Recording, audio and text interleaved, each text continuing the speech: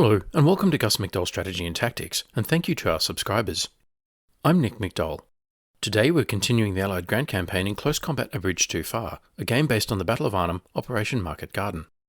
In this series, we use the missions in the Allied Grand Campaign to illustrate one or more aspects of World War II infantry minor tactics at the company level and below.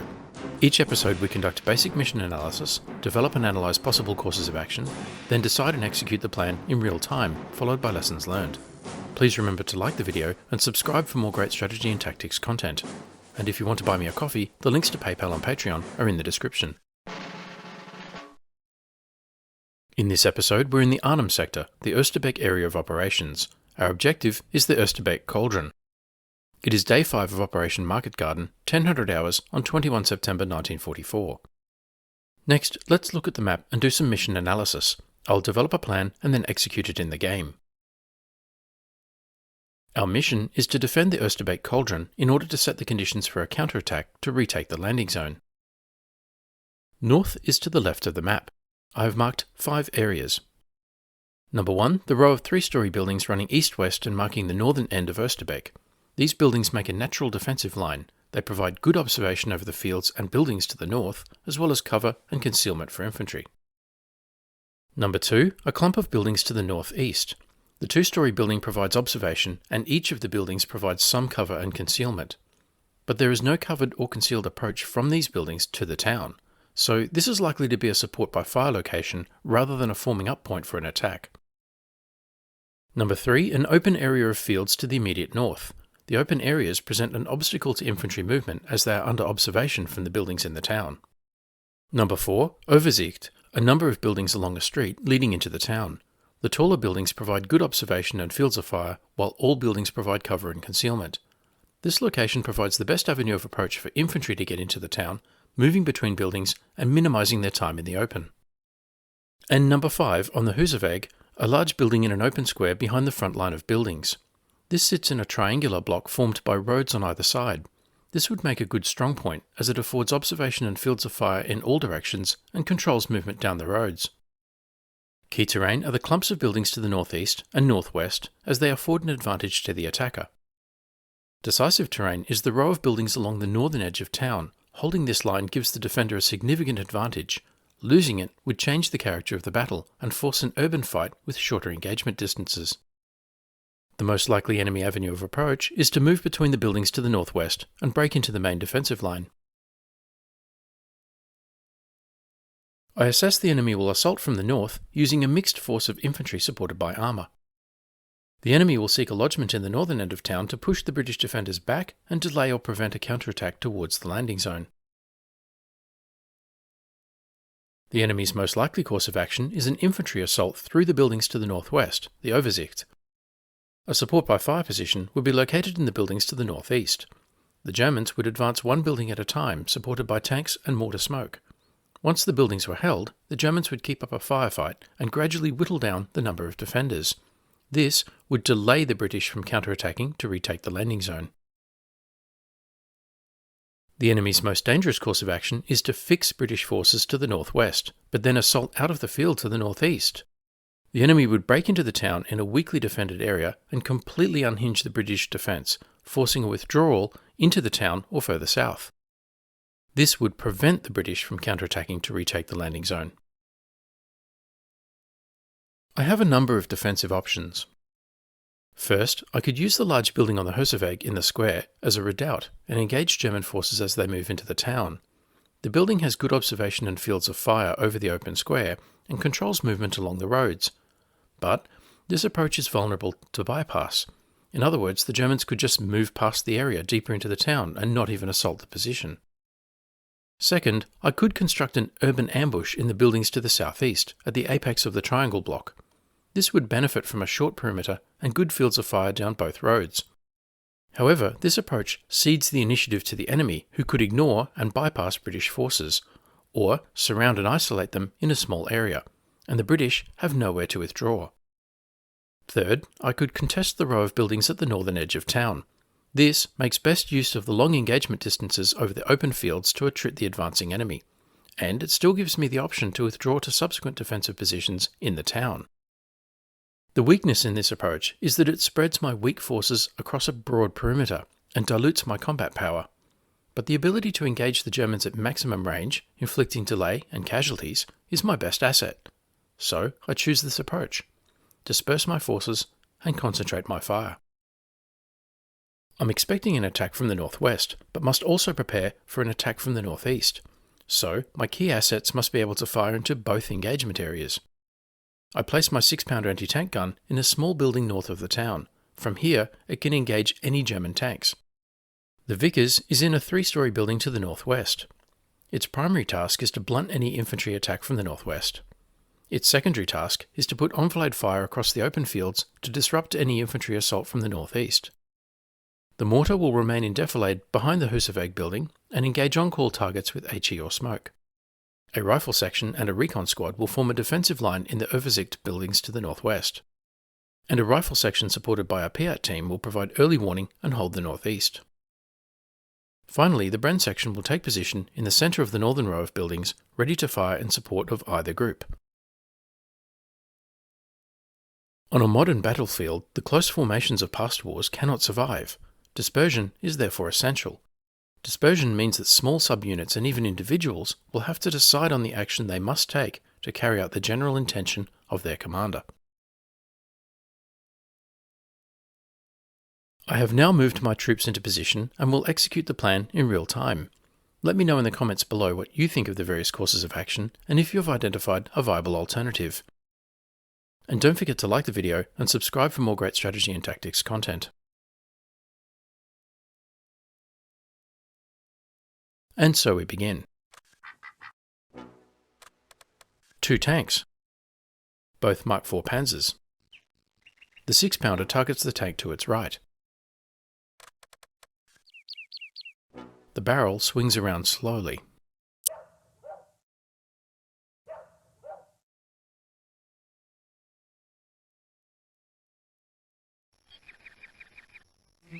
Troops in the open.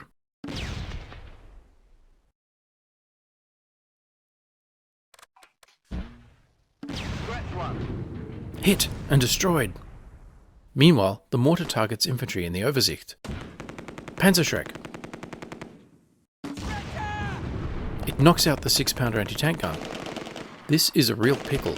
There is still a Panzer, and my only remaining anti-tank asset is the Piat in the northeast.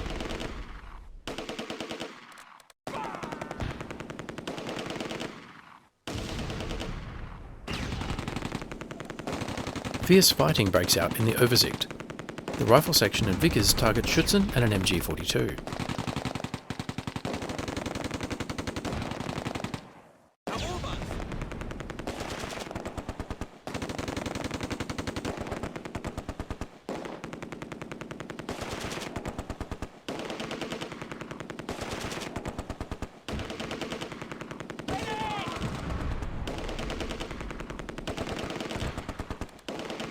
The Vickers takes a hit and Private Tilly is killed.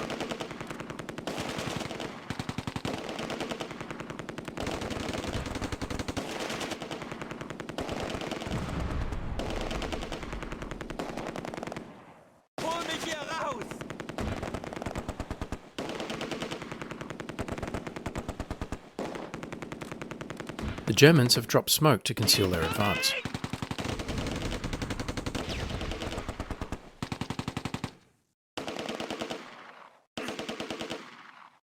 And the Panzer is on the move towards the Overzicht.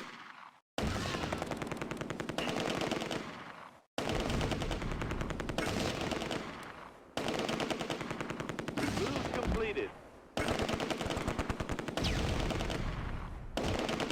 The Schützen squad has taken heavy casualties but is still assaulting.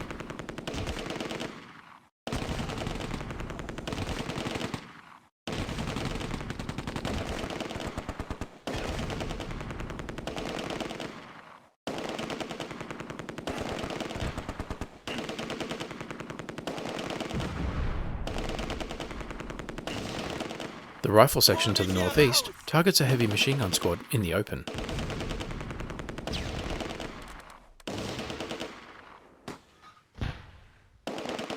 A Granatwerfer is operating behind the hedge, and the mortar opens a counter-battery fire mission. We're under heavy German forces at the Oversicht include 2 Schützen squads, and an Aufklärer recon squad, and an MG42 squad, not to mention the Panzer.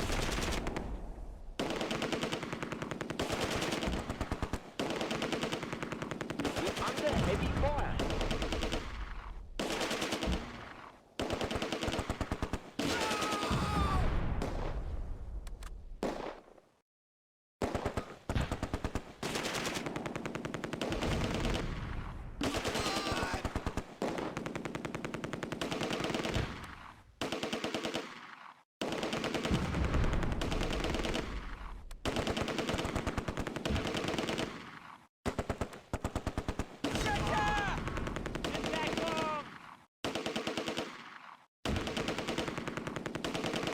Lieutenant Upton in the rifle section to the northeast has been killed, probably by fire from the remaining Panzer.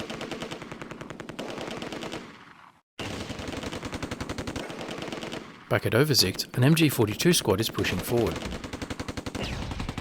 The recon squad hurls grenades.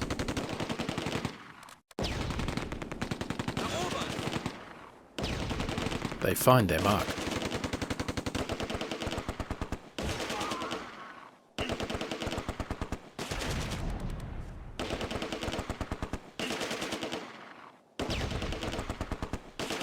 Corporal Jacob's Bren section targets a Sturmgrenadier squad in the open.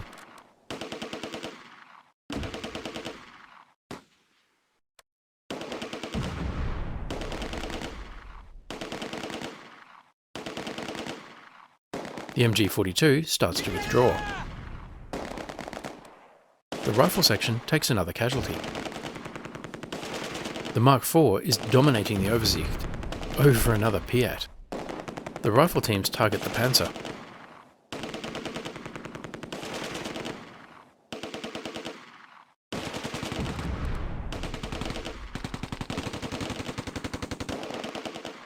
The mortar prepares to drop smoke in front of the tank to reduce its visibility and render it useless.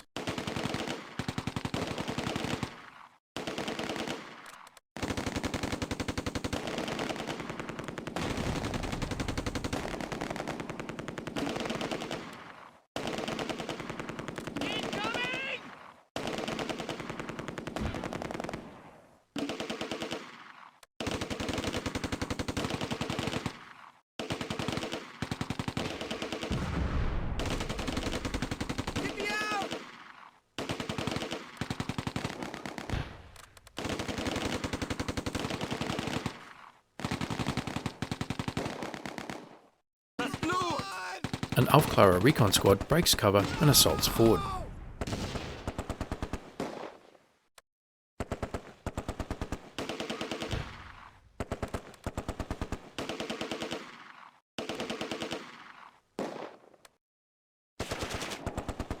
Target eliminated. The MG42 is destroyed.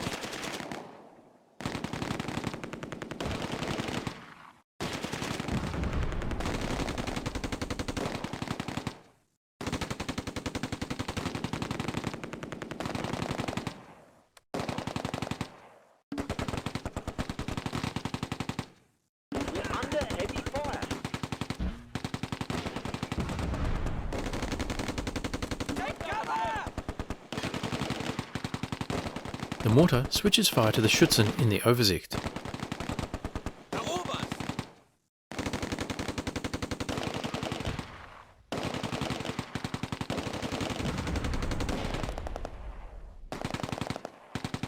We're losing a lot of men.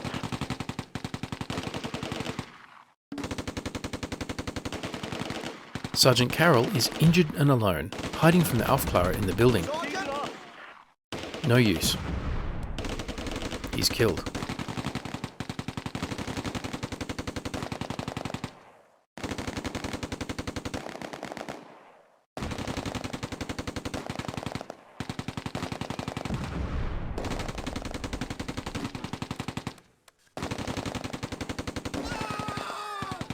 The recon team is lost.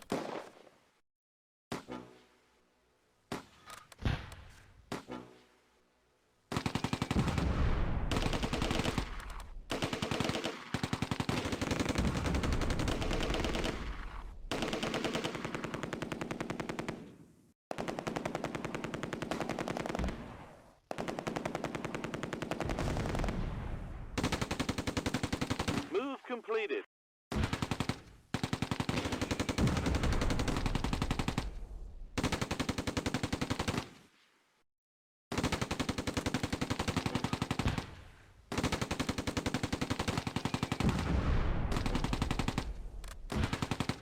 The Bren and Vickers target the Aufklärer in the open.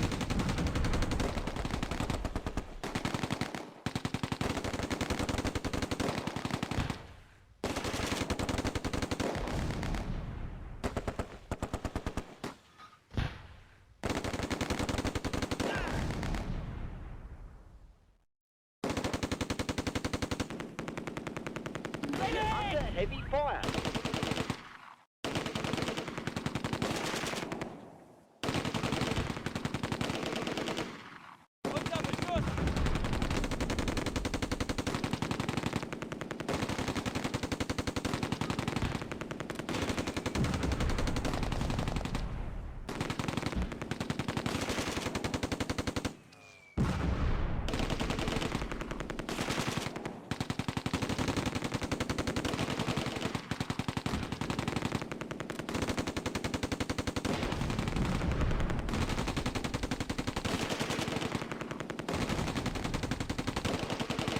The Vickers throws a grenade. Eliminated. The Aufklärer is eliminated. So far, I've delayed the German advance on the outskirts of town and traded a 6-pounder anti-tank gun for a Mark IV Panzer. We're under heavy fire. But my grip on the Oversicht is weak, and I have lost almost half my force.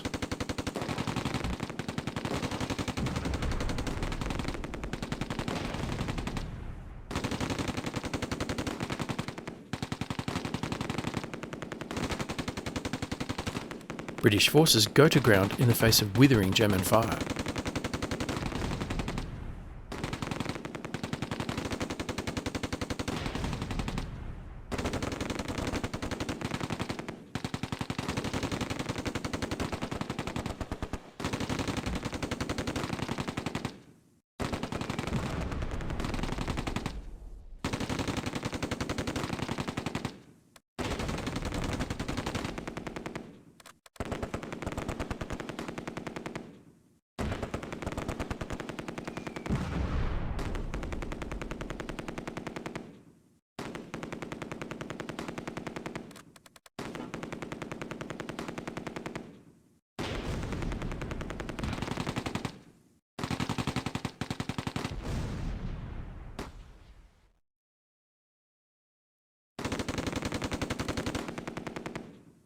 We're pinned down. We're pinned down. Another MG42 assaults forward and is targeted by the Vickers, Bren and rifle sections.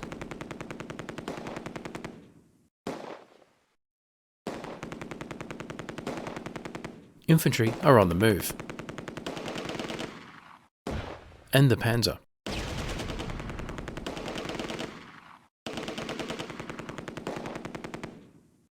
The German assault is developing.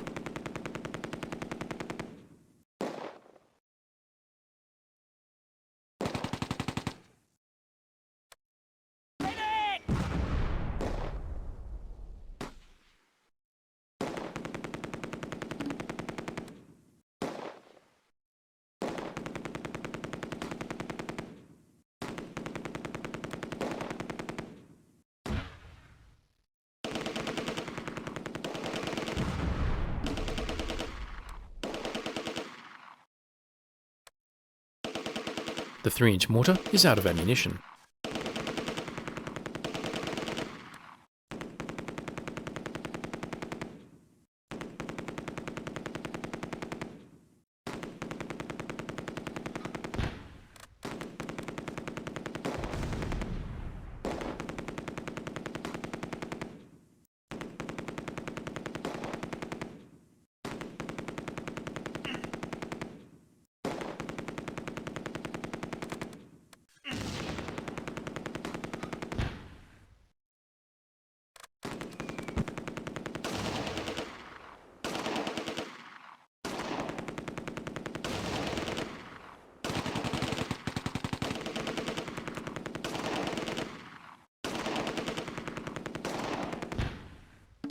Pick up your weapon.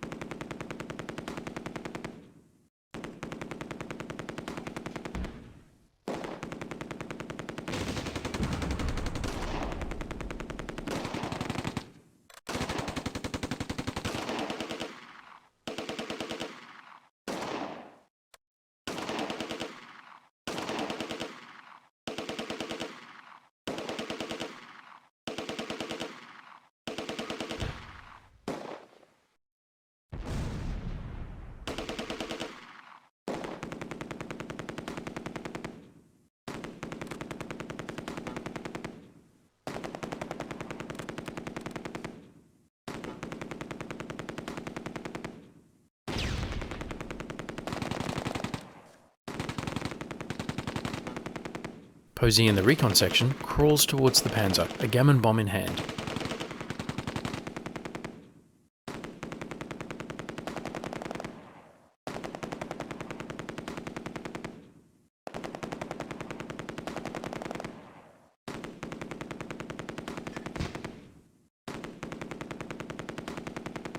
The tank fires smoke grenades.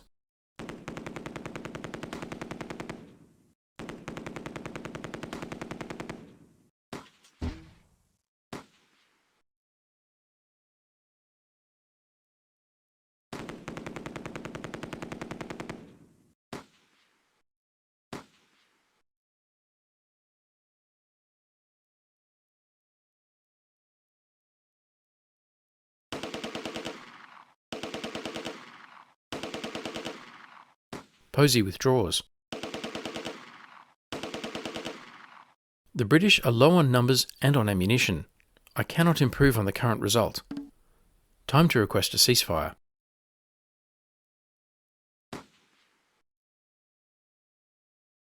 Team lost.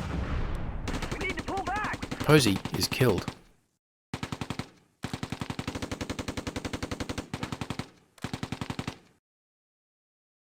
The battle ended because both sides agreed to a ceasefire. The battle was a stalemate. Allied minor victory. Allied score 132, German score 28. The British took 16 KIA and lost the 6-pounder anti-tank gun. The Germans took 21 KIA and lost a Mark IV Panzer. A military cross and a Distinguished Conduct Medal were awarded. Let's examine casualties on both sides. First, the British from the 1st Airborne Division. Heavy casualties. A Bren section, 2 rifle sections, a recon team, a Piat team. The 6-pounder, which knocked out the Panzer. Gunner Maddock is awarded the Military Cross and Gunner King the Distinguished Conduct Medal.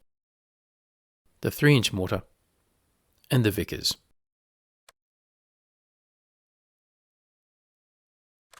Then the Germans, we will assume from the 9th Panzer Division. Also heavy casualties. A Sturmgrenadier squad, 3 MG42 squads, 2 Schützen squads, an Aufklärer squad, 2 Mark IV Panzers, a Schwerter's heavy machine gun, and a Granatwerfer mortar. In total, 5 heavy machine guns plus 2 tanks.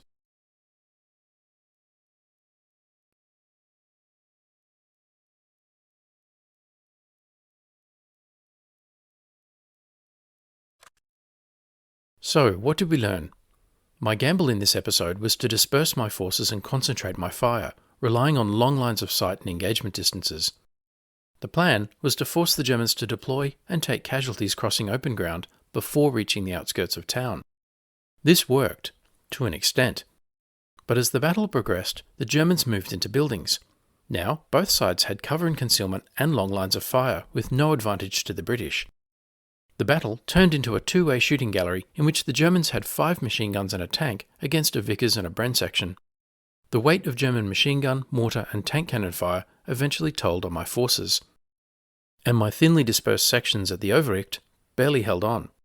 A more determined and coordinated German assault would certainly have won the day. The British fought well, but towards the end of the battle they were low on numbers, ammunition and probably morale. Had the Germans not agreed to the ceasefire, I doubt the British line would have held much longer. Also, I wonder, should I have swapped the Vickers and Bren gun positions? Let me know what you think in the comments below. As always, thanks for watching. Don't forget to like, comment, subscribe and donate, and stay tuned for the next episode.